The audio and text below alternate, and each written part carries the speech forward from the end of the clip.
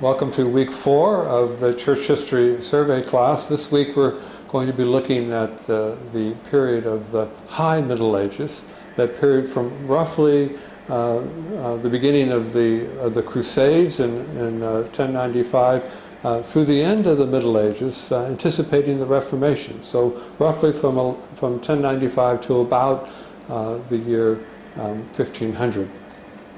During this time, we see a resurgence of European and Christian culture, this period of the High Middle Ages. The first part of the Middle Ages was the period of the Dark Ages. The second part, we see Europe climbing up out of the Dark Ages into a new period of light that will eventually be called the Renaissance. So in Unit 21, and we look at the Crusades.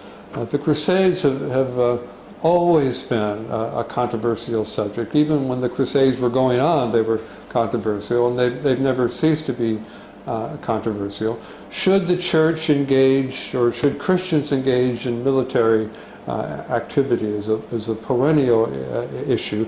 And in this particular case, it was even heightened because people were engaged in military activity for Christian ends, for Christian purposes. And yet their leader is the Prince of Peace, and here they are engaging in warfare. The Crusades took place over a period of about 200 years, and this unit will talk about that period.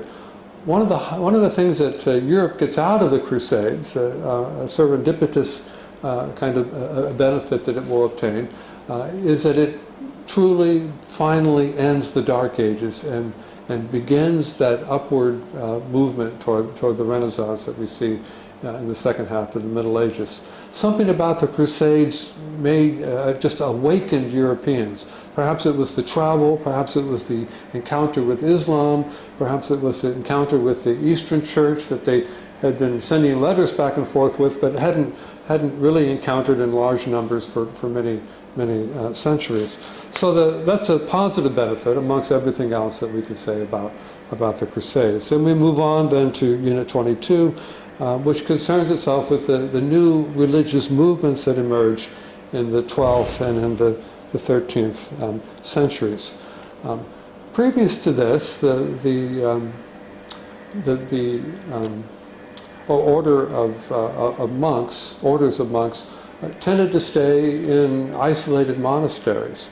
In fact, the monks were among the great evangelists of the Middle Ages because they moved into places where nobody else was, established a community, a monastic community in a certain place, and from there moved out and did their evangelism in that area. What we see in this high period of the Middle Ages is that these new monastic orders are not establishing themselves in isolated places, but they're establishing themselves in cities. We see the rise of cities in the Middle Ages, and the new monastic orders are concerned with evangelism and reaching out to the peoples of these urban populations. There are a number of monastic orders that emerge at this time. Two in particular have gained the imagination of the West, that is the Dominicans and the Franciscans.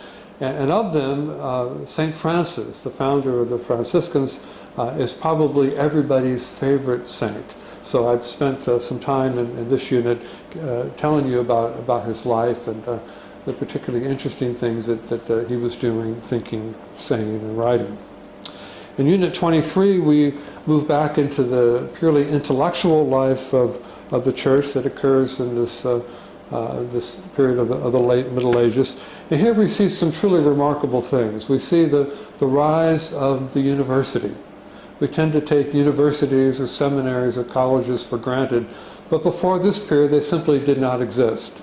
And now in this 12th and 13th century we see the rise of this new institution which will come very quickly to dominate education and the intellectual life of the West from then until today.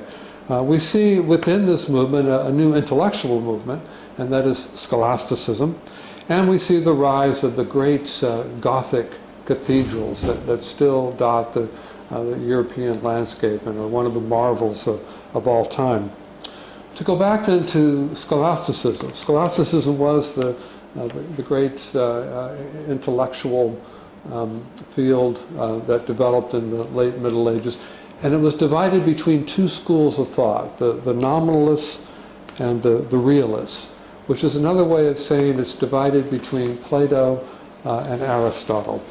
Not that they were nominalists and realists, but they were essentially the folks who inspired these two movements within scholasticism in the Middle Ages.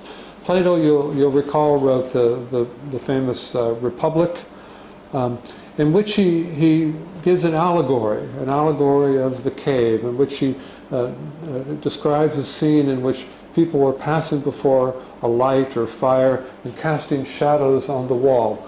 And he says that in this world all we see are the shadows. We don't see the reality. But behind those shadows, or rather literally in front of those shadows, is a reality.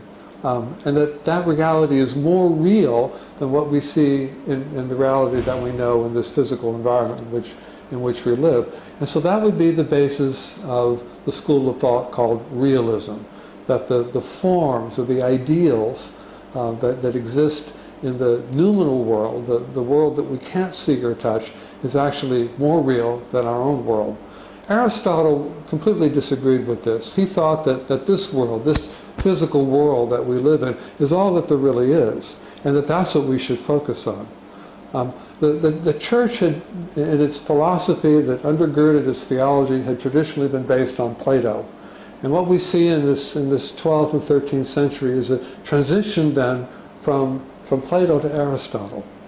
And this lays the foundation then for the developments in science and technology that have come to characterize the modern world. So this is an important debate that's taking place within scholasticism. In Unit 24, we move on to the leader in that debate on the side of the nominalists, and that is Thomas Aquinas.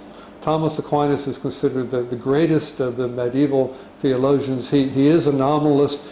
He is the key European intellectual in this time who reinterprets the church tradition that we had, the church intellectual, theological tradition that we had from the ancient world into the language of Aristotle, which becomes the language of the future. That is his great contribution. It was very important in his own day, but it didn't dominate. It does come to dominate the thinking of the church in the 16th century. And in the 20th century, we see a renewal of interest in Thomas, or Neo-Thomism, in the Catholic Church.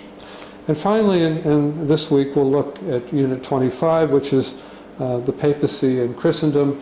And here we see the papacy rise to its zenith in the Middle Ages, under the Pope Innocent III, and then rapidly move into a terrible decline in the 14th century with the Babylonian captivity of the church in Avignon, France, and then the great schism within the papacy, in which there were 2 and then 3 popes all at the same time. This sets the scene then for a call for reformation, which we'll see answered in the next century.